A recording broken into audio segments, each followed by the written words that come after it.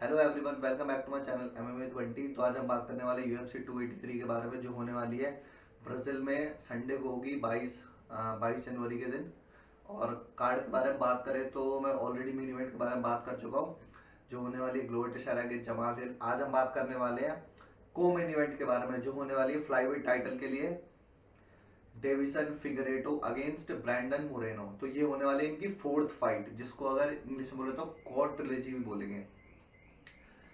तो जैसे सब जानते हैं, फर्स्ट वाली फाइट दोनों की भी ड्रॉ हुई थी और सेकंड वाली फाइट में Brandon Moreno second round submission से जीत गए थे और टाइटल को। और थर्ड वाली फाइट जो UFC 270 के अंदर हुई थी, उसमें डेविसन फिगरेटो यूनानिमस डिसीजन के साथ टाइटल को दोबारा जीत गए थे।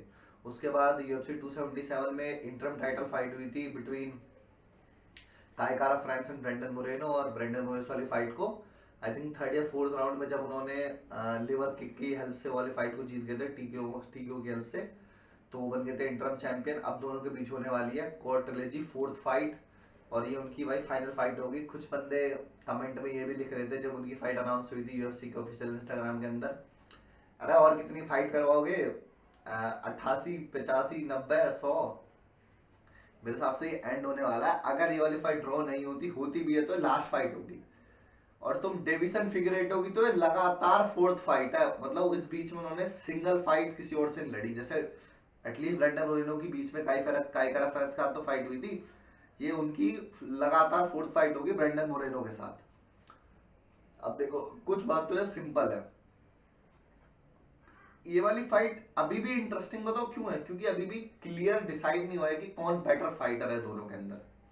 अब अगर दोनों की कुछ, मैं अगर स्किल्स की बात करूं तो भाई सब जानते हैं डेविसन फिगरेटो को, भाई बहुत तगड़ी पावर है उनके पास। मतलब ऐसा लगा लो वो फ्रांस से निकाल हुआ है फ्लाईवेट डिवीजन के। इतने नॉकडाउन है उनके पास, इतने तगड़े। और एक तो वो भाई बहुत हैवी वेट, मतलब 145 जो उनकी UFC 270 में जब वो आए थे फेस ऑफ करने के लिए ब्रेंडन मोरेनो के साथ, 270 नहीं 277 के अंदर, भाई बहुत ह्यूज नजर आ रहे थे। ऐसा लग रहा था खली आ गया सामने से, छोटी हाइट का खली, ऐसे टाइप समझ लो आप। इतनी लंबी, मतलब इतने तगड़े लग रहे थे। और डेफिनेटली वो जैसे जैसे फाइट का टाइम आता है, जैसे एलेक्स परेरा हो गए, हमजा चिमाया हो गए, अपनी डाइट को कम करते हैं और उस वाले वेट में लास्ट टाइम वो आज आ भी गए थे अच्छे से 270, जब मेरे को याद है। आई थिंक 124.5 कुछ वेट था उनका, जो फ्लैविड लिमिट से नीचे ही होता है। अब कुछ देखो, अब बात करें डेविसन फिगरेटो का, सबमिशन बहुत फेमस है, गिलेटिन चोक, उसे उनके नाम से भी रखा गया है। उनके पास पावर है, अच्छी लेग किक्स मारते हैं। दूसरा ब्रैंडन मोरेनो की बात करें, ब्रैंडन मोरेनो का जैब भाई बहुत अच्छा है। पावर इतनी नहीं है पर कार्डियो दोनों का ठीक है, पर मेरे को लगता है ब्रैंडन मोरेनो कार्डियो बेटर है।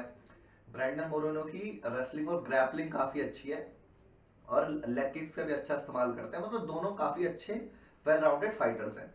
अगर एक फर्स्ट वाली फाइट को अगर आप देखो तो फर्स्ट वाली फाइट में वैसे तो मेरे हिसाब से डेविसन फिगरेटो वाली फाइट को जीत गए थे, और जजेस को भी यही लगा था। पर जब रेफरी ने एक पॉइंट उनसे ले लिया था, उस चक्कर में वाली फाइट स्प्लिट ड्रॉ हो गई थी। सेकंड वाली फाइट में तो भाई मोरेनो डिस्ट्रॉय कर दिया डेविसन फिगरेटो को, और सेकंड राउंड सबमिशन से ही हरा दिया था और फिनिश कर दिया था। पर सब एक बात पता क्या बोल रहे थे डेविसन फिगरेटो ने उस वाले बाद में पोस्ट फाइट इंटरव्यू या फिर ऐसे टाइप में, उन्होंने ये वाली बात बोली कि मेरा वेट कट बहुत खराब था और मतलब मैं बिल्कुल भी अपने आप को फील नहीं कर रहा था। आप एक्सक्यूज बोलो या कुछ भी बोल सकते हो, हमारा बोलने से क्या जाता है, भाई उन्होंने ये बात बोली। और जब ट्रिलॉजी हुई बाय डेविसन फिगरेटो, दोनों अच्छे लगे ट्रिलॉजी के अंदर। पर और मेरे हिसाब से ब्रेंडन रोलन ने ज्यादा स्ट्राइक्स भी लैंड करी थी उनके डेविसन फिगरेटो पे अगर कंपेयर करें तो। पर भाई डेविसन फिगरेटो के पास 3 या 4 नॉकडाउन थे फाइट के अंदर, मैंने लाइव देखी थी। उनका हर एक ओवरहैंड राइट ना मोरेनो को बिल्कुल ड्रॉप कर रहा था। तो भाई पावर डिफरेंस तो बहुत है। अब 3 फाइट हो चुकी है, एक एक बंदा एक जीत चुका है, एक ड्रॉ है। अब फोर्थ फाइट फिनिश होने वाली, डन। और ये भी एक मेरे हिसाब से फ्लाईवेट डिवीजन का ना बोल सकते हैं कि ये उनको रिवाइव कर दिया था। जबकि अगर आप UFC काफी टाइम से फॉलो करें तो आपको पता होगा, एक टाइम पे डेना वाइट ये तक सोच रहे थे कि मैं इस वाले डिवीजन को बंद कर दूं। जहां जितने मैट चैनल हो गए, आमिर अलबाजी हो गए, और मोहम्मद मुकायब जो नए आ रहे हैं, बहुत अच्छे अच्छे फाइटर्स हैं फ्लाईवेट डिवीजन के अंदर।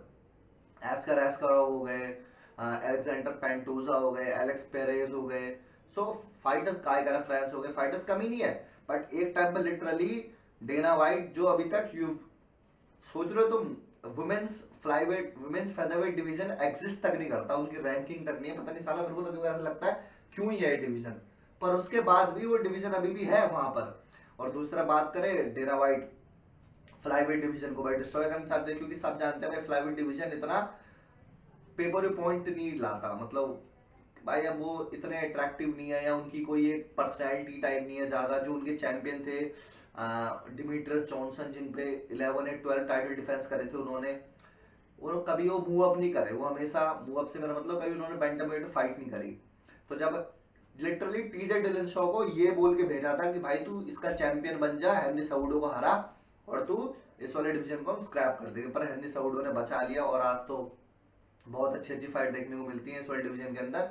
और अब थोड़ा फाइट पे रहते हैं।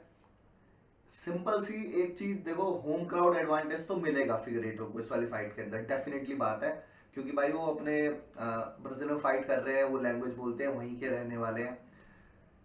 अब मोरेनो के साथ एक दिक्कत जो आप सबको शायद नहीं पता होगी, जो उनके हेड कोच है जेम्स क्राउस, अब वो बैन हो चुके हैं यूएफसी से।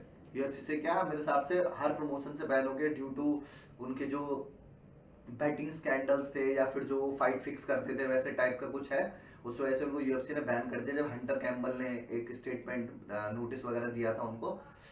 अब भाई जब हेड कोच चला जाता है ना, बहुत इफेक्ट पड़ता है फाइट में। तुम अभी कुछ के एग्जांपल ले लो भाई, अगर लियोन एडवर्ड्स को उनके कोच ने इतनी तगड़ी एडवाइस या मोटिवेशन नहीं दी होती, क्या वो उस वाली फाइट में 5th राउंड के अंदर लेग किक मार के जो उन्होंने लेग किक मारी थी चिन पे कमार उस्मान को, और भाई हम हिंदी में बोलते हैं भूतिया नगर में भेज दिया था, तो क्या ऐसा हो पाता? जब एलिस परेरा को 5th राउंड में भाई क्लियर इंस्ट्रक्शन थे तेरे को फिनिश करना हो। भाई कोचिंग मैनेजमेंट का बहुत बहुत डिपेंड करती है फाइट, क्योंकि वही फाइटर्स को ट्रेन करते हैं, वही मोटिवेट करते हैं, और वही अपने प्लान्स को आगे बढ़ाते हैं कि तुम्हें किस तरह से फाइट में आगे बढ़ना है।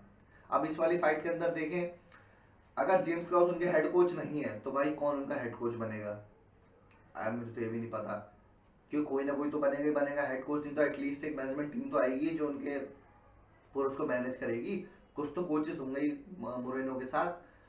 सो मेरे को, मैं कुछ भी श्योरिटी से नहीं बोल सकता, बिकॉज दोनों की फाइट हमेशा नेक टू नेक है, आप लगा लो फर्स्ट वन क्लोज थी, थर्ड क्लोज थी, पर दोनों एक टाइप से फेवरेट जीत गए थे, पर सेकंड वाली मोरेनो अपनी बड़ी उससे जीत गए थे क्लियरली। अब मैं मतलब मैं 50-50 हूँ दोनों की तरफ, पर अर्ली प्रिडिक्शन अभी मैंने कार्ड के बारे में जो ऑफिशियल प्रिडिक्शन दूंगा जब मैं फाइट से 1-2 दिन पहले, जब पूरे मेन कार्ड की मैं प्रिडिक्शन वगैरह लाऊंगा। अभी जो मैं मेरी तरफ से अर्ली प्रिडिक्शन है, मैं डेविसन फिगरेटो के साथ जाना चाहूंगा, और मुझे पता नहीं क्यों लग रहा है इस बार डेविसन फिगरेटो 4th राउंड में या 3rd राउंड में टीकेओ या केओ की हेल्प से इस वाले फाइट को जीत जाएंगे। भाई मेरे को लगता है वो बहुत पावरफुल है, और मैं शॉक नहीं होऊंगा ब्रेंडन रोयल्स वाली फाइट को जीत जाए, बट वो मुझे नहीं लगता वो फिनिश करेंगे फिगरेटो को। बाद में मेरे को पता है शायद कमेंट सेक्शन में ये भी मिले कि भाई तूने ऐसे बोला, बट मेरी अभी अर्ली प्रेडिक्शन है कि फिगरेटो 55 या 60% मेरे को लगता है उस वाली फाइट को जीत जाएंगे। और मैं अगर पर्टिकुलर राउंड में जाऊं तो मेरे हिसाब से 3rd या 4th राउंड में टीकेओ या केओ की हेल्प वाली फाइट को जीत जाएंगे। आगे वाले कुछ फाइट के बारे में बात करेंगे, तो वीडियो को लाइक जरूर करें, अगर चैनल पर नए तो सब्सक्राइब करें। मिलते हैं अगली वीडियो में, तब तक के लिए बाय।